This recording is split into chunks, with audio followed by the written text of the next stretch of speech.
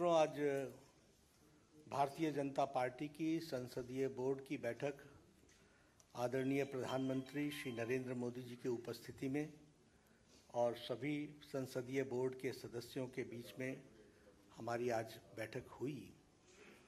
और हम सब लोग जानते हैं कि 15 जून को राष्ट्रपति के चुनाव की अधिसूचना जारी हुई थी और उसी समय ये अधिकृत किया गया था पार्टी की ओर से कि हमारे वरिष्ठ नेता भारत के रक्षा मंत्री श्री राजनाथ सिंह जी और मैं पार्टी के अध्यक्ष के रूप में विभिन्न घटक दलों से और हमारे जो यूपीए के पार्टियां हैं उनके नेता उनके साथ हम बातचीत करें और बातचीत करके राष्ट्रपति के चुनाव के लिए सर्वसम्मति बनाते हुए हम आगे बढ़ें। हमारे आदरणीय राजनाथ जी ने यूपीए के घटक दलों के नेताओं के साथ बातचीत की, कुछ के साथ उन्होंने बातचीत की, कुछ के साथ हमने बातचीत की। बातचीत का दौर चलता रहा, लेकिन कोई सर्वसम्मति पर आने की बात हो नहीं पाई और नामों की चर्चा के बारे में भी कोई सर्वसम्मति नहीं हो पाई। और आज हम जानते हैं कि यूपीए ने अपना राष्ट्रपति का प्रत्याशी घोषित कर दिया है।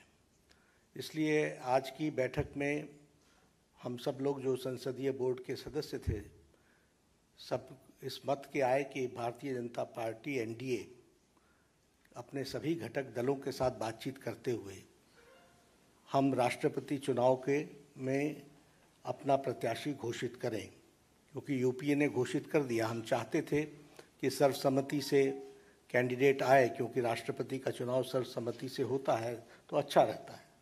लेकिन इस प्रकार का उन्होंने जब कैंडिडेट घोषित कर दिया तो हम लोगों ने आज बैठक में हमारे अपने एनडीए के घटक के लोगों के साथ बातचीत करते हुए और लगभग 20 नामों पर हमारे यहाँ लंबे दौर की चर्चा हुई और चर्चा में सब लोगों के साथ बातचीत करते हुए एक सर्वसम्मति इस बात पर बनी कि सभी नामों पर चर्चा हुई, विस्तृत चर्चा हुई, लेकिन कुल मिलाकर के ये बात सामने आई कि हमें प्रत्याशी के रूप में कोई पूर्व से ढूंढना चाहिए, भारत के पूर्वी क्षेत्र से ढूंढना चाहिए और हो सके और हमारा प्रयास हो महिला को हमको स्थान देना चाहिए।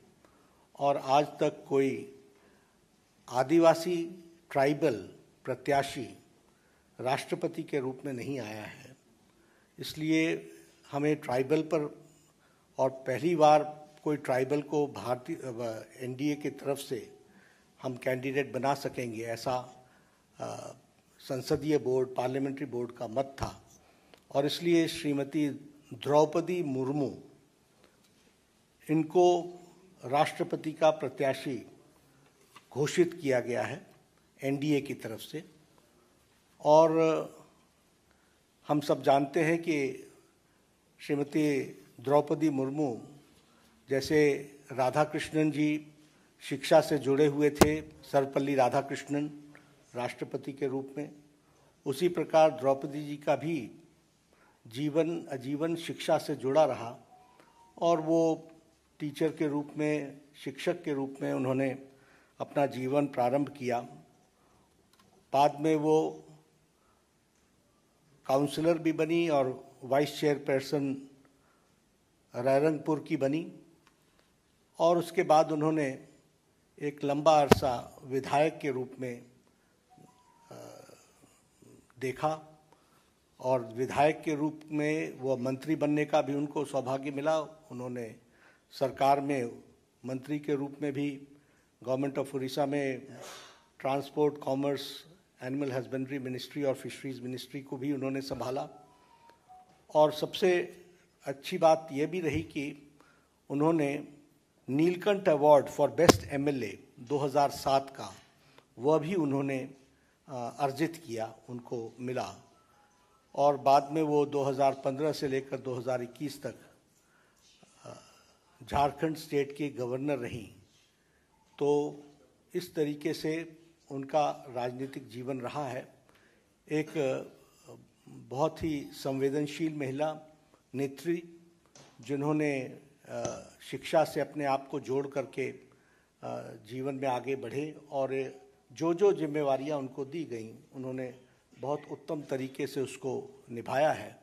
इसलिए एनडीए ने और एनडीए के सभी घटक दलों के साथ बातचीत होते हुए आज संसदीय बोर्ड ने श्रीमती द्रौपदी मुर्मू को अपना राष्ट्रपति के कैंडिडेट के रूप में घोषित किया है। बाकी जानकारियां और डिटेल हम देंगे, उनका बायोडाटा आपको अटैच कर दिया जाएगा।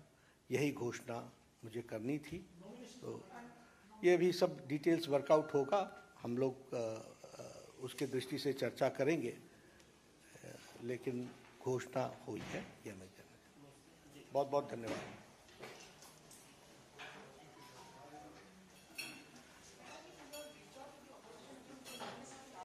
देश विदेश से जुड़ी लेटेस्ट खबरों को देखना चाहते हैं तो आज ही तुरंत सब्सक्राइब करें एक्सेस भारत न्यूज चैनल को।